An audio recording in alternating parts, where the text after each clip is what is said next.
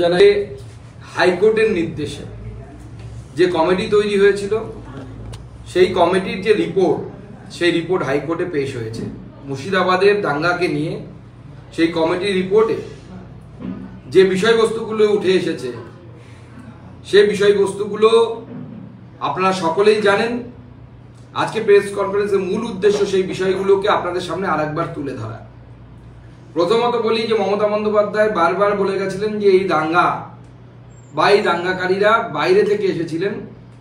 অনেকে এই ধরনেরও হাইপোথিসিস দেয় তৃণমূল কংগ্রেস নেতারা, যে যারা বলছিলেন বিএসএফ নাকি গেট খুলে দিয়েছে, বাংলাদেশ থেকে লোক এসে ঢুকে গেছে, দাঙ্গা করেছে, যাওয়ার সময় আবার বিএসএফ গেট খুলে দিয়েছে, তারা বাংলাদেশে চলে গেছে।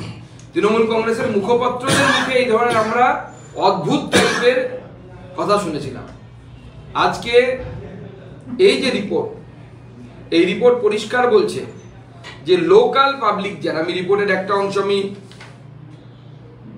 পড়ে শোনাচ্ছি আপনাদেরকে। The residents of Shamsherganj, Hijaltala, Sutilitala, Shivlitala, Digri, they came masking of their faces। অর্থাৎ বাংলা করলে দাঁড়ায় এই সমস্ত অঞ্চলের, অর্থাৎ শামশেরগঞ্জ, হিজলতলা, শিউলিতলা, ডিগ্রি, সেখান থেকে আর স্থানীয় বাসিন্দারা এসেছিলেন যারা বাড়িঘর ভ্যান্ডালাইজ করেছেন। সেই তারা এসেছিলেন মুখ ঢেকে নিয়ে, গামছা দিয়ে বা কোনো কাপড় দিয়ে মুখ ঢেকে দিয়ে, মাস্ক করে তাদের মুখকে যাতে চেনা না যায়। অর্থাৎ প্রথম পয়েন্ট হচ্ছে মুখ্যমন্ত্রী মমতা বন্দ্যোপাধ্যায় দিনের পর দিন এবং তার পার্টি রাজ্যবাসীকে মিথ্যে কথা বলেছে। মুখ্যমন্ত্রী বলেছিলেন বাইরের লোক আছে, আমরা প্রমাণ করে দেবো, অমুক করে দেবো, তমুক করে দেবো। উনি একটা এসআইটিও তৈরি করেছিলেন, তার রিপোর্ট এখন কি হয়েছে আমরা জানি না। কিন্তু এই পয়েন্ট আবার প্রমাণ করছে, তখন এসআইটি রিপোর্টেও প্রমাণ হয়েছিল, আবার প্রমাণ করছে যে কোনো বাইরের লোক নয়, স্থানীয় মানুষ সেটা করেছে। এবং মমতা বন্দ্যোপাধ্যায় এই দাঙ্গাকারীদেরকে বাঁচানোর জন্য চেষ্টা করেছেন, মিথ্যে কথা বলেছেন, রাজ্যের মানুষকে বিভ্রান্ত করেছেন। আজকে আমি মাননীয় মুখ্যমন্ত্রী মমতা বন্দ্যোপাধ্যায়ের কাছে দাবি করছি, রাজ্যের মানুষকে মিথ্যে কথা বলার জন্য ক্ষমা চান। রাজ্যের মানুষের কাছে উচিত, পশ্চিমবঙ্গবাসীর কাছে হাত জোর করে তার ক্ষমা চাওয়া উচিত যে আমি মিথ্যে কথা বলেছিলাম সেই সময়। মমতা বন্দ্যোপাধ্যায় এটা যেন স্বীকার করেন, কারণ মুখ্যমন্ত্রী হয়ে তিনি মিথ্যে কথা বলছেন। এটা আমাদের জন্য অত্যন্ত লজ্জার, পশ্চিমবঙ্গবাসী হিসেবে লজ্জার যে একজন মুখ্যমন্ত্রী, পশ্চিমবঙ্গের মুখ্যমন্ত্রী, তিনি মিথ্যে কথা বলছেন বাংলার মানুষকে বোকা বানানোর জন্য।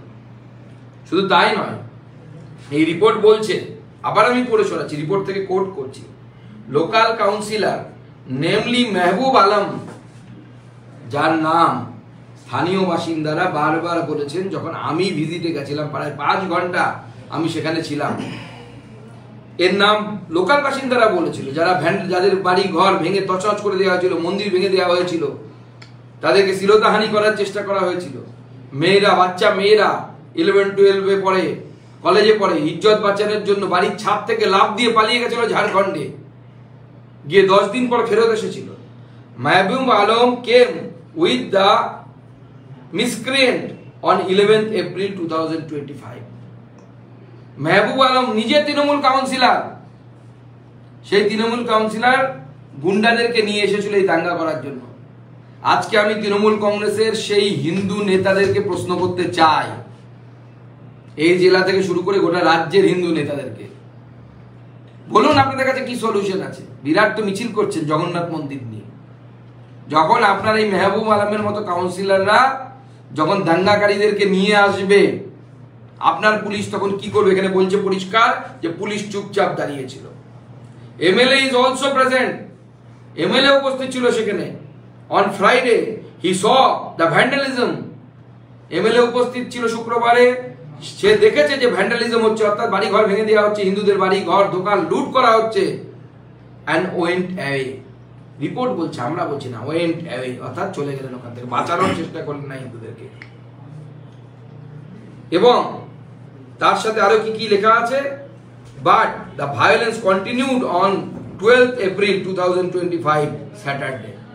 পরিষ্কার বলছে যে বিধায়ক তারা বাঁচানোর চেষ্টা করেন। তাই তৃণমূল কংগ্রেসকে যে সমস্ত হিন্দুরা ভোট দেন তাদের কাছে আমি পরিষ্কার বলছি, আমি পরিষ্কার প্রশ্ন করতে চাই তাদের কাছে, আগামী দিনে যখন আপনার বাড়ি ভাঙা হবে, সেটা বালুরঘাট হোক বা বসিরহাট হোক, তখন কি তৃণমূল কংগ্রেসের পুলিশ বাঁচাতে আসবে, না জগন্নাথ মন্দিরে মিছিল যারা করেছে তারা বাঁচাতে আসবে? এখানে পরিষ্কার বলছে, যদি আমরা একটা দুটো ঘটনা দেখি, ভাদু মণ্ডল জানিয়েছেন এই কমিটিকে যার বাড়িঘর ভাঙা হয়েছিল, শুক্রবার 11 এপ্রিল বিকেল 4:40 নাগাদ তাদের দোকানপাট লুট করে নেওয়া হয়। পরের দিন দুপুরবেলা তাদের বাড়িতে এসে আগুন লাগিয়ে দেওয়া হয়। অর্থাৎ একদিন লুটপাট করা হচ্ছে, পরের দিন আগুন লাগানো হচ্ছে, মাঝখানে কিন্তু পুলিশ প্রায় 24 ঘন্টা চলে গেছে, পুলিশ নেই, তোমার দেখা নাই রে, তোমার দেখা নেই। প্রায় 113টি বাড়ি ক্ষতিগ্রস্ত হয় এবং তারা পালিয়ে যেতে বাধ্য হয় ওখানে। এবং তার সাথে সাথে তারা বারবার বলেছে, বিধায়ক থেকে শুরু করে স্থানীয় কাউন্সিলর, সাংসদ প্রত্যেকে এর সাথে জড়িত।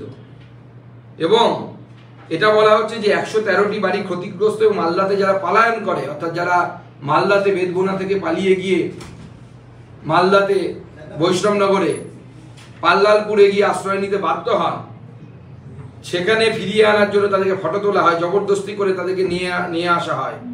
লক্ষাধিক টাকার গহনা, আসবাবপত্র, গৃহপালিত পশু সমস্ত কিছু লুট করা হয়, এই রিপোর্টে বলছে, হাইকোর্টের তৈরি করা কমিটির রিপোর্টে বলছে।